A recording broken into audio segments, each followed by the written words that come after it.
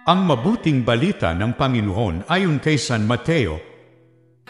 Noong panahong iyon, muling nagsalita si Jesus sa mga punong saserdote at matatanda ng bayan sa pamamagitan ng talinghaga. Sinabi niya, ang paghahari ng Diyos ay katulad nito. Naghandog ng isang piging ang isang hari sa kasal ng kanyang anak na lalaki. Sinugo niya ang kanyang mga alipin upang tawagin ang mga inanyayahan ngunit ayaw nilang dumalo. Muli siyang nagsugo ng ibang mga alipin at kanyang pinadbilinan, sabihin ninyo sa mga inanyayahan na naihanda ko na ang aking piging. Napatay na ang aking mga baka at mga pinatabang guya at handa na ang lahat ng bagay. Halina kayo sa piging, ngunit hindi ito pinansin ng mga inanyayahan. Humayo sila sa kani-kanilang lakad, ang isa'y sa kanyang bukid at sa kanyang pangangalakal naman ang isa. Sinunggaban naman ng iba ang mga alipin, hinamak at pinatay. Galit na galit ang hari.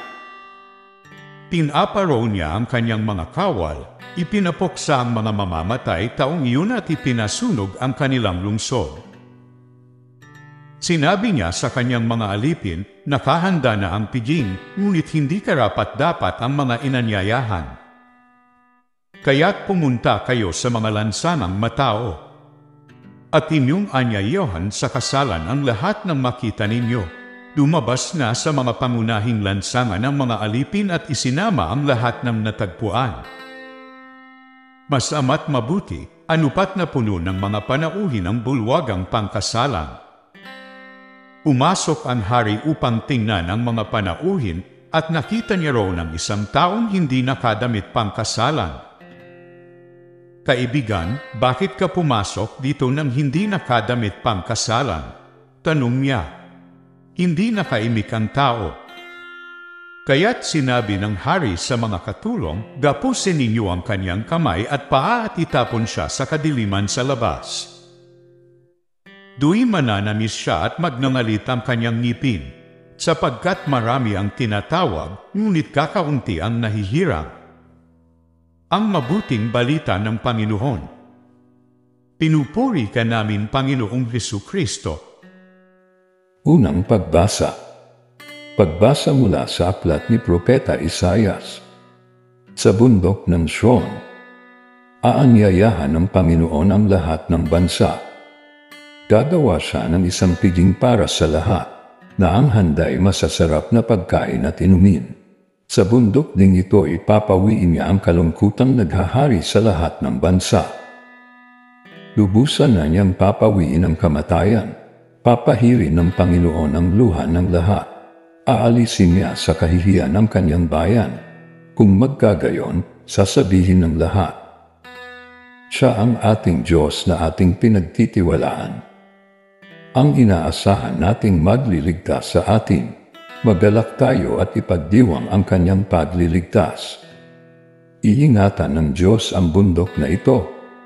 Ang salita ng Diyos. Salamat sa Diyos. Salmong tugunan. Lagi akong mananahan sa bahay ng Puong Mahal. Panginooy aking pastol, hindi ako magkukulang.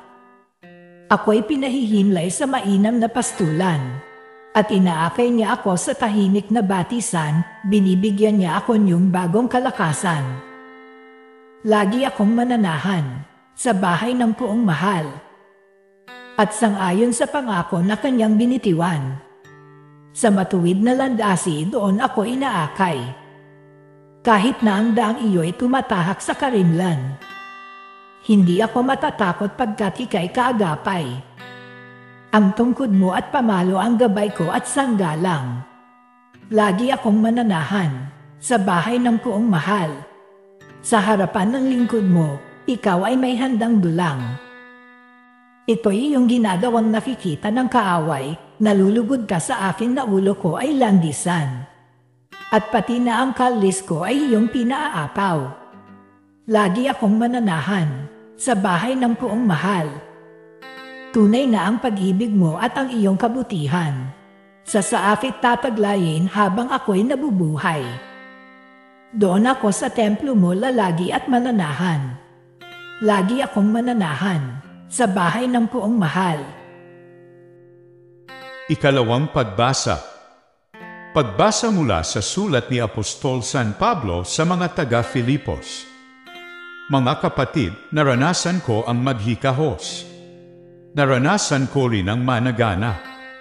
Natutuhan ko ng harapin ang anumang katayuan. Ang mabusog o magutom, ang kasaganaan o kasalatan. Ang lahat ng ito'y magagawa ko dahil sa lakas na kaloob sa akin ni Kristo.